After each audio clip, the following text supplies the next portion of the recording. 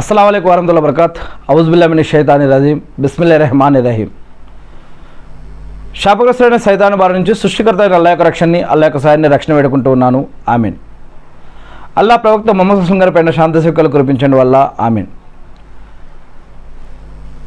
ఇస్లాంలో హజ్ గురించి మనందరికీ తెలుసు. ఇస్లాంలో ఉన్న 5 పిల్లర్లో హజ్ కూడా ఒకటి. మొదటిగా కల్మా అషదు అన్ లా ఇలాహా ఇల్లల్లాహ్ వా అషదు అన్న ముహమ్మదన్ అబ్దుహు వా రసూలుహు, ఇది మొదటి పిల్లర్ అయితే కనుక, ఇక రెండవది నమాజ్ అంటే ప్రార్థన ఆరాధన, ఇక మూడవది జకాత్, స్తోమత ఉన్నవారు మరి 8 రకాల వారికి వారి యొక్క ధనాన్ని ఖర్చు పెట్టాలి. ఇక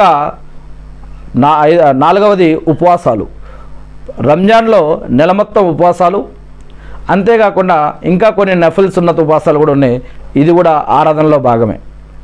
అంతేకాకుండా 5వది హజ్, ఇది ఎవరికైతే స్తోమత ఇవ్వబడిందో, ఎవరికైతే ధనం ఇవ్వబడిందో, ఎవరికైతే స్తోమత ఇవ్వబడిందో వారు ఖచ్చితంగా ఈ యొక్క హజ్ అనేది చేయాలి. చేయకపోతే కనుక, స్తోమత ఉండి కూడా చేయకపోతే కనుక దీని గురించి ఖచ్చితంగా అల్లాహ్ పట్టుకోవడం మరియు ప్రశ్నించడం జరుగుతుంది అని ఖురాన్లో చెప్పడం జరుగుతూ ఉంది. మరి ఈ యొక్క హజ్జే కాకుండా వీలైతే అంటే బక్రీద్ పండుగ నెలలో మనం చేస్తే కనుక దీన్ని హజ్ అంటారు. మక్కాలో ఉన్న కాబా దగ్గరికి వెళ్ళి అక్కడ ఏదైతే కార్యక్రమం చేస్తామో అది బక్రీద్ పండుగప్పుడు వెళ్ళి చేస్తే కనుక దాన్ని హజ్ అంటాం. కానీ ఇతర దినాలలో, సంవత్సరంలోని ఇతర రోజుల్లో కనుక మనం కనుక వెళ్ళి మరి అదే సౌదీ అరేబియాలోని ఈ యొక్క మక్కా నగరంలో ఉన్నటువంటి ఆ యొక్క కాబా ప్రదక్షిణలో ఏదైతే ఉందో చేసే ఆ యొక్క కార్యక్రమాన్ని ఇతర దినాలలో, బక్రీద్ పండుగప్పుడు కాకుండా ఇతర దినాలలో చేసే దానిని ఉమ్రా అని అంటాం.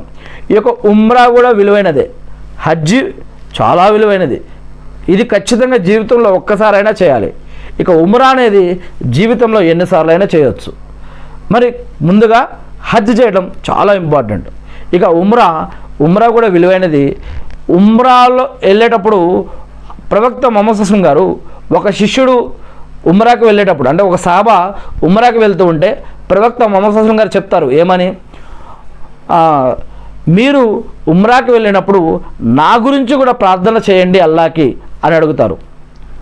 అంటే ఉమ్రాకి వెళ్ళటం, ఉమ్రాలో ప్రార్థన చేయటం, ఈ విషయమే కాకుండా ఒక వ్యక్తి హజ్కి వెళ్ళినా ఉమ్రాకి వెళ్ళినా ఆ వెళ్ళే కాబా దగ్గర చేసే దువా కానీ అక్కడ చేసే కార్యక్రమాలు కానీ ఎంత విలువైనవి ఇస్లాంలో. మరియు ప్రవక్త